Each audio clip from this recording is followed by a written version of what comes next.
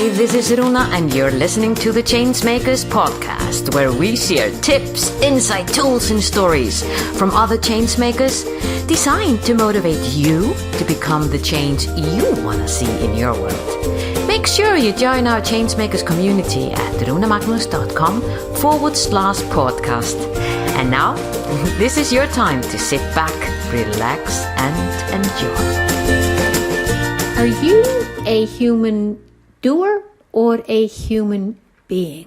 I think many of us are, in this day and age, thinking about, gosh, have I been like a hamster on a wheel, consistently trying to reach something or be someone that I'm conditioned to be, rather than being who I am and being in touch with my soul and who I want to be every single day? Who do I want to be in every single moment? It was a huge transformation for me personally when I realized that I'd been a human doer for, well, as long as I could remember. And I can tell you, the moment you understand that you are just in a box that might not even be serving you, and it's making you think that everything is going to be okay once something happens, and you're totally blind on what it is that you can do to live a life that is more fulfilling and get all the things done, really, that you want to get done. It's just a totally different mindset. Well, this episode is sponsored by the No More Boxes movement, where we are raising awareness towards these endless boxes that most often we put ourselves into. And yeah, in some cases, some other people have done that too. They placed us into those boxes. And our mission is to move people out of these boxes and into what we call the human space. The space where you find that you are valued. You have freedom to share your gift, and your gift is needed into this world. And then let's go to our guest today. It's no other than Marcia Martin. She is one of the top prolific influences on the who's of the most innovative minds in thought leadership in the last 40 years. Marcia Martin is the CEO of Marcia Martin Productions, LLC, which is an executive training firm specializing in transformational leadership training and communication arts technology. She is renowned as one of the top transformational trainers and executive and life coaches worldwide in the areas of championship performance, relationship coaching, communication mastery, and public speaking. And she has personally trained over 300,000 individuals, yours truly included, and corporate executives around the globe to be more effective human beings.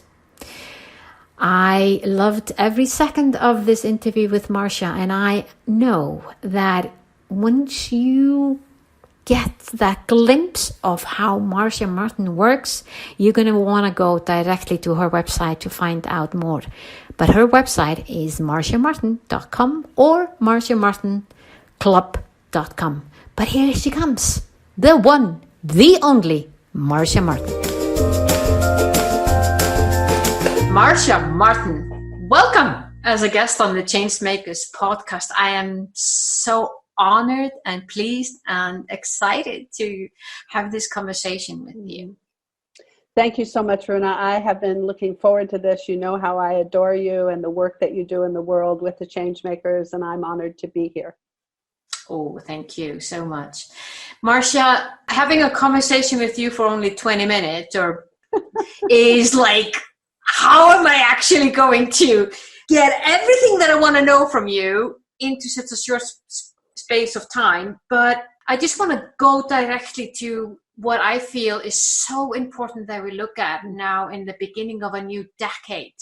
And someone who has your work in the world for the past decades in training leaders, creating leadership programs, being really on the top of the notch, knowing what leaders need to do to thrive. And I'm so sure that with everything that is changing in this world, there's so many people, leaders, and whether it's just their own leadership role that they're taking or in their work, they're just thinking, how am I going to survive? What's happening? What do I need to do? So I'm just going to go directly into this conversation, Marcia. What should people do? Well, first of all, you're talking about something that's very interesting, complex, and powerful, leadership. And we all have maybe different ideas about what leadership is. In terms of me and what I've done in the world and where I've come from, I have been working in leadership for many, many decades. And when I first started as a young girl, creating organizations, running organizations, being a leader for many thousands of people, it was a different place. It was a different place for a woman. It was really a man's world. I worked mostly with men. I was a strong voice because I've always been independent, but most of the voices I worked with were male voices. And leadership was one of those things that was looked at that if you had the title, you were the leader. And also, I think it was a different time in terms of how people experienced what responsibility is.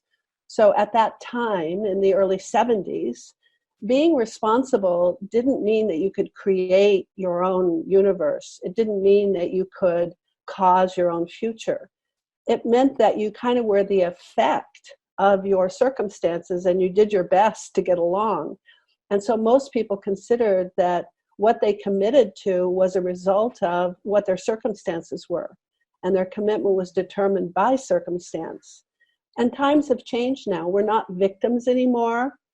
And there's many women voices in the world. And I think leadership itself has changed. And for me, what leadership is where you take on the responsibility to cause something to happen. And it doesn't mean you have a title. It doesn't mean that you're in charge. It doesn't mean that you're chairing the meeting. It doesn't mean that it's your area of responsibility. It means that you're willing to cause something to happen and to make an impact.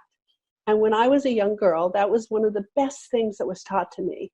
And what it was that I could have the consciousness and grow and make a difference. And I think that what's happening right now in leadership is that people are starting to understand. I kind of look at humankind as there's two things that really make a difference to a human being. One, that we belong, that we're connected, that we have a community, that somehow we're here and someone else sees that we're here. And the second one is that we make a difference, that we have value, that we can cause something to happen. And I think when organizations and leaders realize those two very important callings that are calling from our soul of what we want to experience, to be a part of something and to make a difference, that then leadership can make a real difference. And so that to me is the new paradigm now, is that we consider leadership isn't something that is yours because of a title. We consider that your voice is powerful and can make a difference. And then leaders not only lead others to find that out, but they allow others to lead and they develop others to be in that realm and in that paradigm. So that's kind of what's happening with me at this point. You mentioned your soul calling.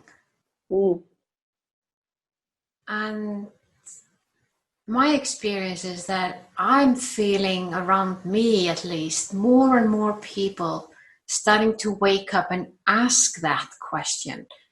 What is my soul calling? Yeah, I'm glad to hear that. You know, when I was a young girl, and my heritage is different than many people, I had the grace to be mentored by many powerful people who made a big difference in our world. And in the 70s, I helped create an organization called EST, which became Landmark Forum. And I was the senior vice president, and I had over 5,000 people working directly for me. And we took 20 people in the first educational seminar that we produced. And by the end of the 10 years when I left, we had millions of people and graduates worldwide. So it was quite an extraordinary experience. At the beginning, our purpose internally, and we took this very seriously, was to create a critical mass of consciousness in the world so that a turning could take place for humanity. And that turning was to go from where you experience yourself as a victim to where you realize you had power, you had internal power, and you could cause something to happen. And you weren't the victim of your circumstance, but you could cause circumstances to happen. And what I see now is the unfolding of that. It is, everyone is waking up, and we have woken up. And now we're realizing the inner power that we have and that we can make a difference. And we're starting to take on that responsibility. You know, I look at consciousness in kind of 4 stages. And the first stage is really where you consider that you are the effect of your universe and the world kind of acts on you. You're at the effect of the world. And then once you kind of live that out for a while and have experience and you grow, you come to a different kind of consciousness where you realize, wait a minute, I can cause something can happen.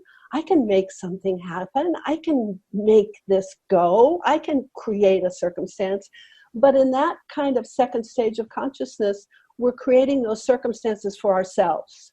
It's all about me, what I can do for myself. I want a new car. I want a new house. I want a bigger salary. I want more money. I want more power. And it's all about me. And we go along and we get to a point where we realize that that's not all there is. And we have that emptiness inside where our soul does reach out and call for us.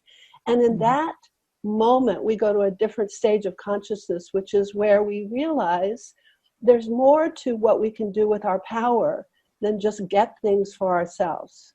What we can do with our power is make a difference in the world and cause it to be a better place.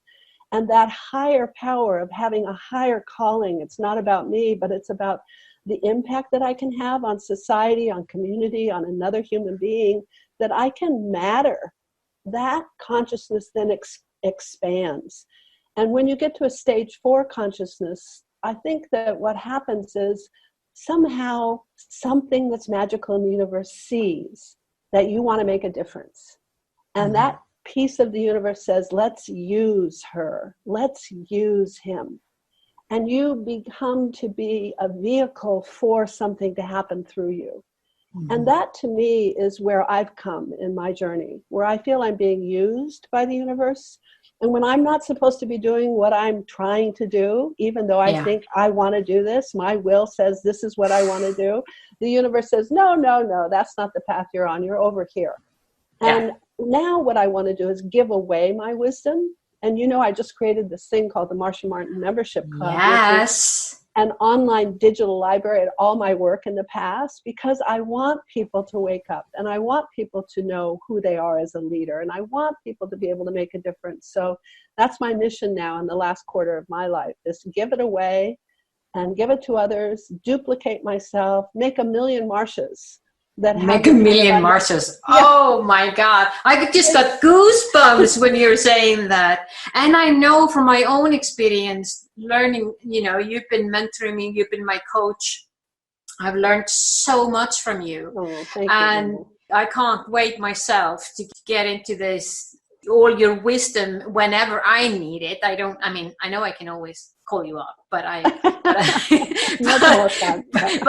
don't think that's really, you're going to say, no, shut up and just go online. But that is, I think, is just such a great news. I want to go, as much as I love your online platform, and I want to go there, and I'm going to be one of the first one on that. Is that you talk about this higher consciousness and the time that it has then taken. I'm a little bit thinking about the time that it's taken from where you started with AST and then Landmark Forum and creating that movement, and that, you know, 300,000 people have gone through you alone. And I think the length of time that it takes us to wake up. Where do you see yourself if you look at humanity as we are today? What do you say, yes, we are, more and more of us are waking up, but what do you see is just going to happen in the next decade? Oh, I think it's going very fast now. You know, when an Yeah. ocean turns the tide, Yeah. it starts at the bottom and you don't notice it. And it happens over a period of time, and then suddenly there's a critical mass of the water going in a different way, and you see it at the top. And that's what's happened with our world today. We have turned the tide, and now we're starting to see that the tide has turned. It started a long time ago, and it took some time. But I'll tell you this, Rúna, enlightenment happens in a second. People wake up. It doesn't take a long time to wake up. It takes a long time to get to the point where they wake up. But the waking up happens like that. Yeah. And when you wake up, you can't not be woken up. It's kind of like you can ride a bicycle and it takes a long time to learn how to do it, and you can't do it and you can't do it, and then all of a sudden you can. And then you always know how to ride a bicycle. And so you're always awake. Now, whether we're responsible about being awake, that's a choice. But we can't take back the awakening. The awakening is so, and then we choose. Do I choose to be responsible? Do I choose to make a difference? Do I choose to respond to the events in my life, to the people, to the situations, to the circumstances in a way that they expand and get better? Or do I choose to pretend that I can't do anything about it? Do I choose to be in a bad mood and pretend I'm at the effect of my mood and that it's not a choice? Do I pretend that I'm so small and they're to blame for my unhappiness and then pretend that I'm asleep? You know, it's a choice. And my choice is we're all in this together. We're not going to get out one by one without all of us together. So, you know, I just say, pick up your shovel and start digging. Come on, there's a lot to get done. And that's what my life's about right now. And thank you for all the work that you've done for humanity. It's an enormous amount of work that you've done. One of my biggest lessons from you, Marcia, and I am now continuing actually spreading out your words on that level is, and that was a big awakening for me, it was this whole thing about space and things in space. Oh, yeah. Space. Now, space, yeah.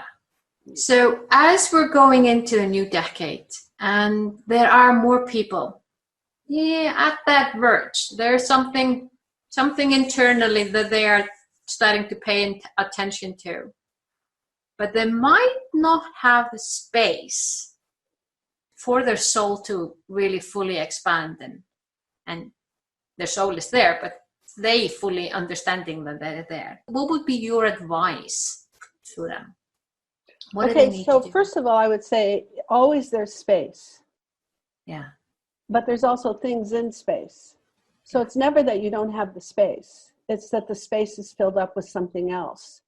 And when the space is filled up, well, then you can only have so much room for so many things. Mm-hmm. So the question really is, what is the space you want?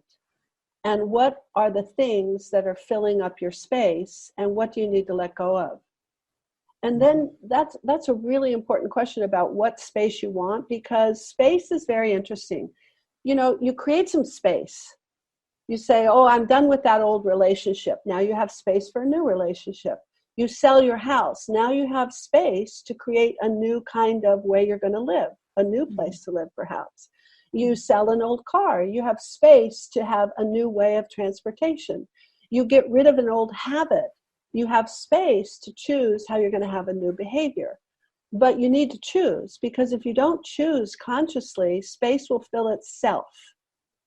It'll automatically just fill up because space attracts things. So it's, first of all, what is it you want to create in your life? And then what do you need to let go of so you have space to create that? Now you can let go of something which creates the space, but you've also already had the intention of what you want to put into the space. So, for example, with me, you know, there were times in my life I wanted to create a new relationship.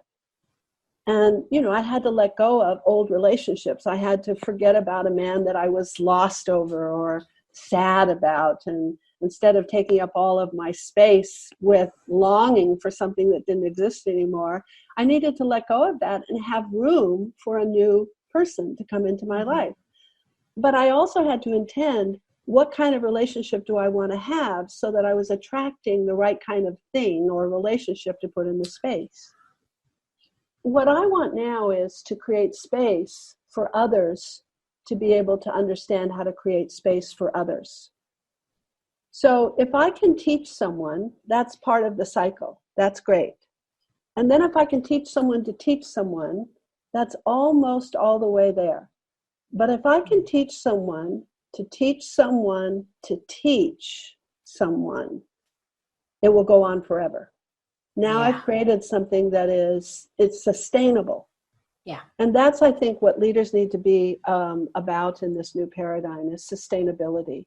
You know, what is it we are causing, and how can we cause it to be sustainable? And if you kind of list those two questions to yourself, then you will want to cause something that makes a difference. Because when you realize you want it to be sustainable and last forever, well, then you'll be pretty particular about what you're creating the space to put together.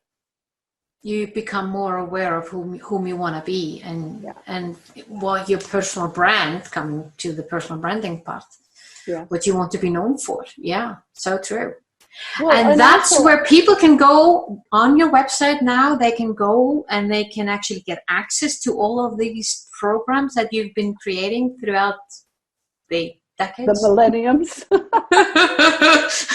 Well, if people go to marciamartinclub.com, it's MarciaMartin club.com. What we've done is we've created kind of an online HBO library, audio and video library of all of my work from the past, workshops, podcasts, interviews. So they've been edited, and you can select what you want to watch or listen to, and you can see how much you want to watch. It's all done in time, so you know it's 30 minutes or an hour or 15 minutes.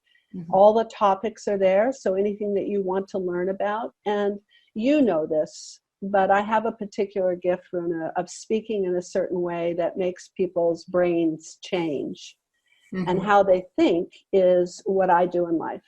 I create new mindsets, new ways of thinking for people. And when you have a new way of thinking, automatically you'll have a new way of speaking and acting, and have new behaviors which will cause new results. And I can promise people, if they go to my online digital membership club, Marcia Martin Membership Club, marciamartinclub.com, that if you listen or watch any of the material, pick anything you want, I don't care in which order, and listen 30 minutes a week or an hour every 2 weeks for a couple of months, you'll change. You'll transform, you'll be a new person, and you'll be walking around like a lot of people are walking around right now saying, now what would Marsha do in this situation? Well, what would Marsha say in this situation? And it's a different enough way of speaking and behaving that causes breakthrough results and championship performance and incredible wealth and happiness. So I'm thrilled. But I do want to say one other thing. Is we're at a time now that a lot of the indigenous tribes have been talking about for thousands of years, which is the eagle and the condor prophecy. And what the indigenous tribes have said for over 3,000 years is there will be a time in humanity where our heart and our head must work together. Our heart is nature and love. It's how we have our world. It's where we're all connected. Our head is science and amazing technology and our intellect and our thought processes. And usually we've been a humanity in the last maybe 500 years that works mostly from our head. And what's happening now is what the indigenous tribes say is when the eagle and the condor, the eagle representing your intellect and the condor representing your internal nature and your love and your heart, fly wingtip to wingtip across the rainforest together, then humanity will awaken and we can have a sustainable, useful, long-lasting universe. But if we don't do that, then humanity's in trouble. And we're at a time of choice. And that's why it's so important to me about my work and why I've done the club, because people need to wake up and realize that some of the ways we're thinking and some of the ways we're behaving are causing our universe to die, not to be sustainable, are causing our communities to die, not to be sustainable, are causing our relationships to die and not be sustainable. And our heart is breaking at a soul level. So, you know, it's a very special time in the universe. It's a very special decade. It's a very special responsibility for leadership and leaders. And this is the time that we can really make a difference. This is the time that we can really make a difference. And I can endorse every single thing that you said. You've been a tremendous influencer in my life and on a very positive level. So I can totally endorse everything that you just said. And I also want to add in, and to our listeners, please go to marciamartinclub.com and find out how you can use this woman's wisdom to be part of making a difference in this world. Because that's really what we all need. Marsha, I knew it. I would need another half an hour. We just have to put up on another call soon, okay? I would love that, Rúna. And you know how much I adore you. And thank you for all the work you do with Changemakers. It's an amazing movement. Thank you so much. Until next time, keep on being your best and don't let those boxes stop you from being the change that you want to be in the world.